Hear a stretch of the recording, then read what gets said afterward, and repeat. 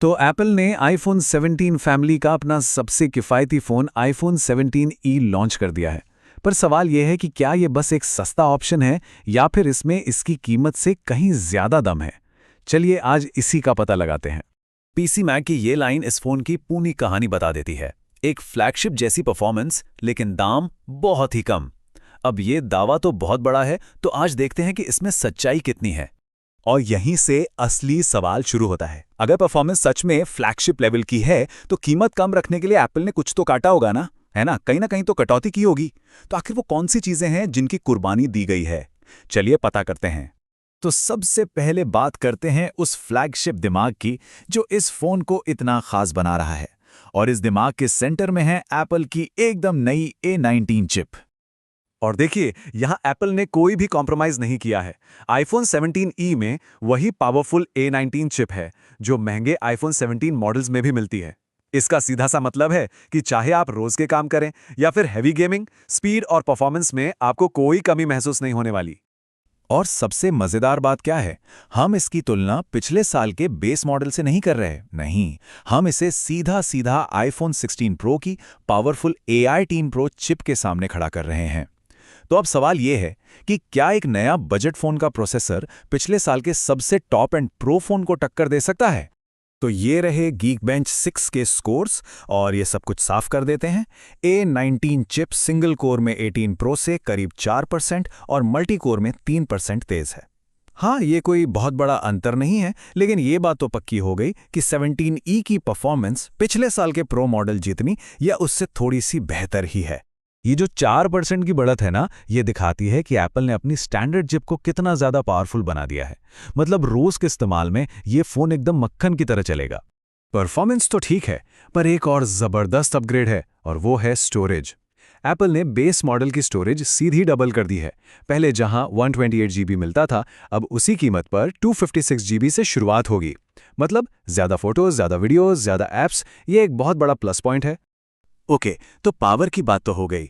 अब आते हैं उस हिस्से पर जहां एप्पल ने कीमत कम रखने के लिए कैंची चलाई है। आखिरकार हर चीज की एक कीमत होती है ना? तो सबसे पहली और सबसे साफ दिखने वाली कटौती है डिस्प्ले में। आईफोन 17e में आज भी वही पुराना बड़ा वाला नॉच है, जबकि आईफोन 16 में आपको मिलता है डायनामिक आइलैंड, जो कि नोटिफिकेशंस और लाइव एक्टिविटीज़ के लिए ज़्यादा यूज़फुल और मॉडर्न लगता है। ये एक ऐसा डिज़ाइन का फ़र्क है जो देखते ही बता देता है कि ये एक बजट मॉडल है। इस टेबल को देखिए, एक बात तो बिल्कुल साफ है, ब्राइटनेस में ज़मीन आसमान का फ़र्क है। हाँ, दोनों में 60 हर्ट्ज का डिस्प्ले है, जो थोड़ा निराश करता है, लेकिन आईफोन 16 बाहर तेज धूप में 2000 निट्स तक ब्राइट हो सकता है। 17e की तो कोई आउटडोर रेटिंग ही नहीं है, और HDR कंटेंट के लिए भी 16 ज़्यादा ब्राइट है। तो जो लोग अपना फ़ोन बाहर ज़्यादा इस्तेमाल करते हैं, उनके लिए ये एक बहुत बड़ा फैक्टर हो सकता है। चलिए अब आते हैं दूसरे सबसे बड़े कॉम्प्रोमाइज पर, और वो है कैमरा। यहीं पर आईफोन 16 और 17e के बीच का फर्क सबसे ज्यादा खुलकर सामने आता है।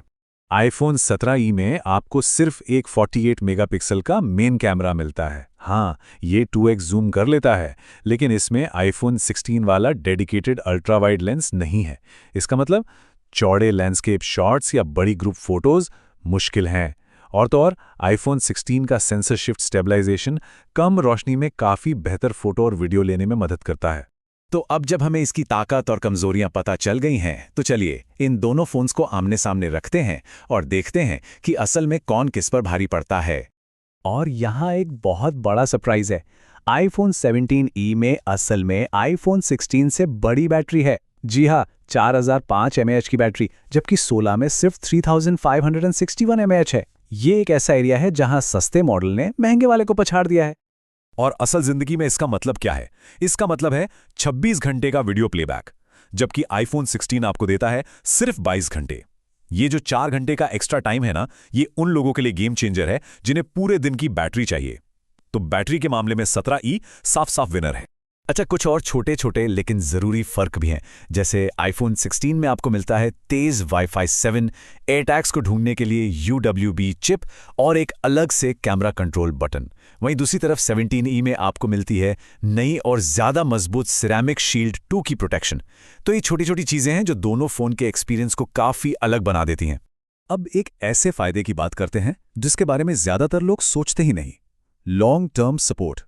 देखिए, क्योंकि आईफोन 17e आईफोन 16 के बाद लॉन्च हुआ है, तो ये लगभग तय है कि इसे 1 साल ज्यादा सॉफ्टवेयर अपडेट्स मिलेंगे। तो अगर कोई फोन को 4-5 साल तक इस्तेमाल करने का सोच रहा है, तो ये एक बहुत ही बड़ा प्लस पॉइंट बन जाता है। तो इन सारी बातों को ध्यान में रखते हुए अब आते हैं आखिरी सवाल पर, इन दोनों में से कौन सा फोन लेना चाहिए? देखिए, आखिरी फैसला इस बात पर आता है कि किसी के लिए वैल्यू का मतलब क्या है। क्या वैल्यू का मतलब है फ्यूचर प्रूफ परफॉर्मेंस और लंबी बैटरी लाइफ, या फिर वैल्यू का मतलब है आज मिलने वाले बेहतर कैमरा और डिस्प्ले जैसे फीचर्स। तो आईफोन 17e उन लोगों के लिए है जिनकी पहली प्राथमिकता है लॉन्ग टर्म परफॉर्मेंस, जिन्हें एक ऐसा फोन चाहिए जो सालों तक तेज चले, जिसकी बैटरी दिन भर साथ दे और जिसमें कीमत के हिसाब से स्टोरेज भी जबरदस्त हो। सीधे शब्दों में ये उन लोगों के लिए है जो परफॉर्मेंस और प्रैक्टिकल बातों को फैंसी डिजाइन और एक्स्ट्रा कैमरा लेंस से ऊपर रखते हैं। और दूसरी तरफ आईफोन 16 उन लोगों के लिए है जिन्हें फोटोग्राफी का शौक है, जिन्हें एक वर्सेटाइल कैमरा सिस्टम चाहिए, जिन्हें बाहर इस्तेमाल के लिए एक ज्यादा ब्राइट स्क्रीन चाहिए और डायनामिक आइलैंड जैसा मॉडर्न डिजाइन पसंद है। ये उन लोगों के लिए है जो आज के बेस्ट फीचर्स चाहते हैं, भले ही उसके लिए थोड़ी ज्यादा कीमत और थोड़ी कम बैटरी लाइफ क्यों ना मिले। तो मतलब बात यह है कि कोई एक बेस्ट फोन नहीं है। एप्पल ने 2 बहुत ही क्लियर चॉइसेस दी हैं। एक है भविष्य के लिए जिसमें पावर और स्टैमिना है, दूसरा है आज के लिए जिसमें बेहतर फीचर्स और वर्सेटैलिटी है। चुनाव पूरी तरह से आपकी अपनी जरूरतों पर है। और ये सब हमें एक बहुत ही दिलचस्प सवाल पर लाकर छोड़ देता है। जब एक बजट फोन जैसे कि आईफोन 17e पिछले साल के प्रो मॉडल को परफॉर्मेंस में टक्कर दे सकता है, तो फिर प्रो का मतलब रह क्या गया है? भविष्य में प्रो मॉडल्स हमें क्या देंगे जो ये नहीं दे सकता? इस पर सोचना तो बनता है।